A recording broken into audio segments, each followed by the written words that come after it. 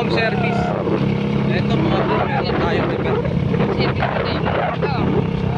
Minsan ko. Baliktad ko na yung camera.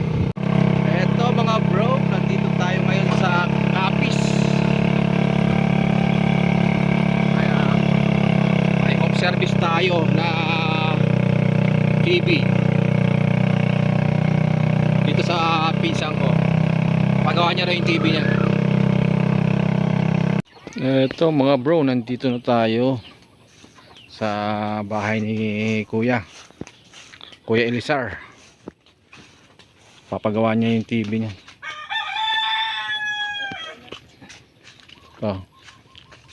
Bali ang biyahe namin papunta rito 15 minutos lang.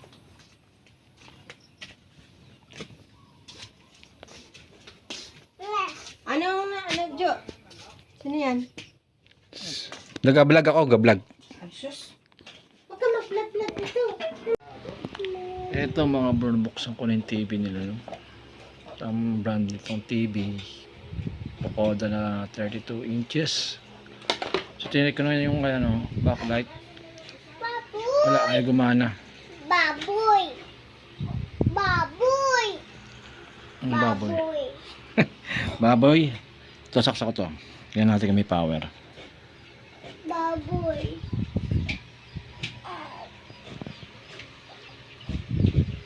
Hindi ka magamot yan ha?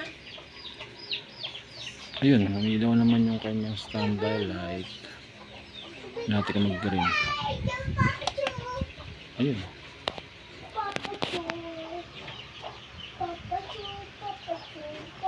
Ayun, parang nag-on naman siya. Wala na yung standby, no? Tingnan natin dito kung meron siyang ano, 12 volts dito sa kanyang LVDS.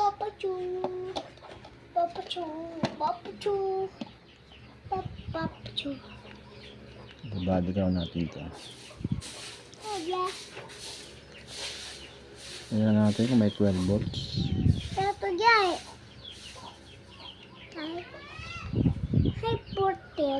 Wala siyang 12 volts, oh. Patay sindi.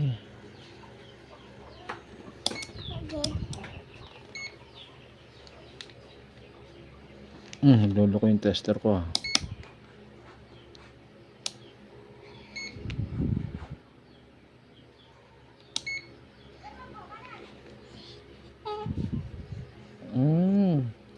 Pag kinabit ko sa ground, fluctuating siya, eh. Ayun, oh. Tapos yung kanyang voltahe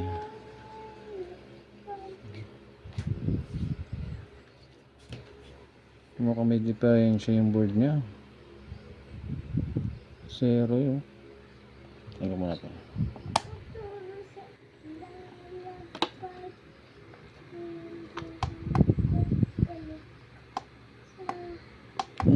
Yun.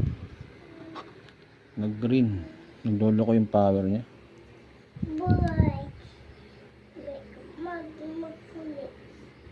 No? Fluctuating. Ayun, no? Zero. Dapat 12 volts to, eh. Ayun, meron naman pala, eh. Ayun, no? So yung problema niya, tingin ko backlight lang to, eh. Tingnan natin yung supply.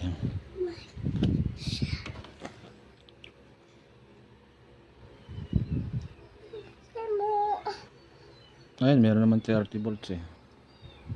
26 volts yung output ng ano, ng backlight. So ang gagawin natin mga bro, dahil sira yung backlight niya, bubuksan na lang natin.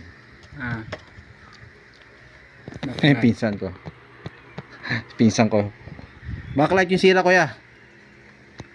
Bubuksan ko na lang. Eto mga bro, nabuksan ko na, no? Ito, bali tatanggalin ko na lang yung screw nito dito sa kanyang itong reflector nito na plastic.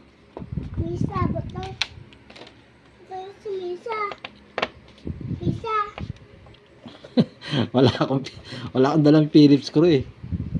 Sinisip ko baka iwan lang sa airport. Bali, nag-aeroplano pala kasi. Nag-aeroplano kami ng anak ko, papunta rito, bakasyon. Kaya yung dala ko lang yung backlight tester, ay digital tester. Dapat din eh. Kuha yun. Wa yun. Ano? Ano hala mo? Ayun, naglangsang. Uy, dapat din eh. Sa dalam, ang langsang.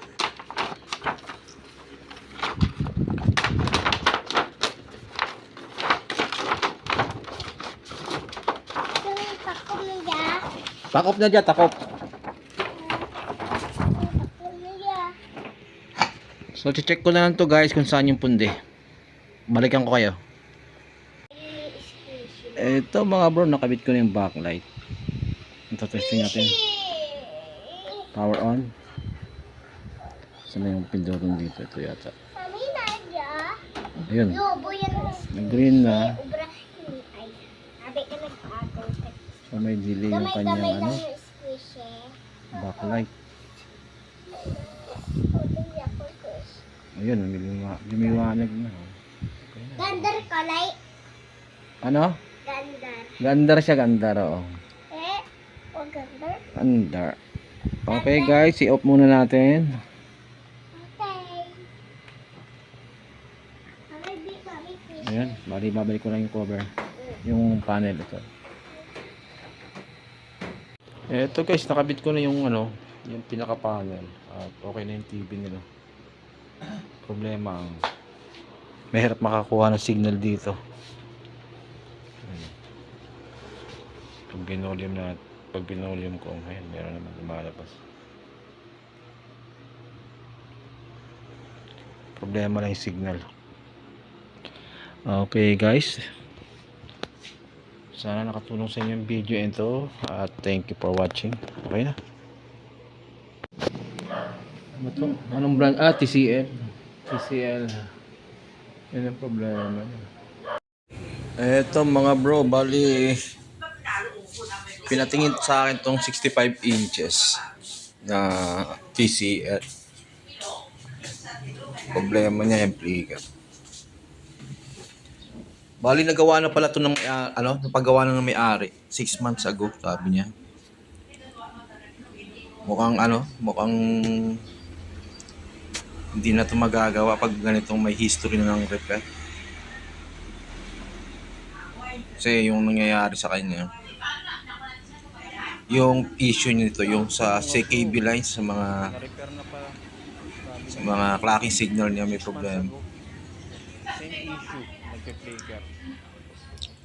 So dyan ba, try na rin akong nag-try akong gawin. CL. So, 50-50 yung ano nito. Ano natin ito kung magagawa o hindi.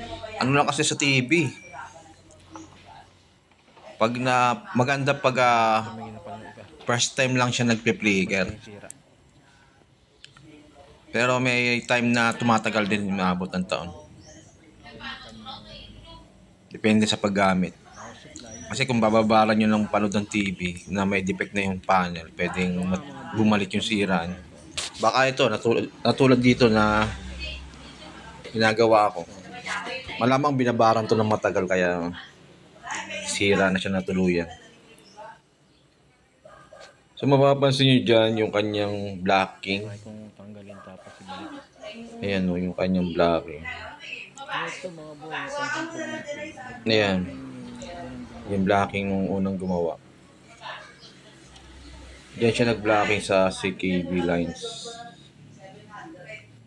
Nagtino naman sabi ng may-ari, kaya lang hindi nga tumagal. Kaya sinabi ko na sa may-ari na papalitan na ng screen. Ang mahal lang screen nito nasa 25K. 65 inches na si TCL. Kaya hanggang dito na lang guys. Hindi tayo nag-success doon. Dito.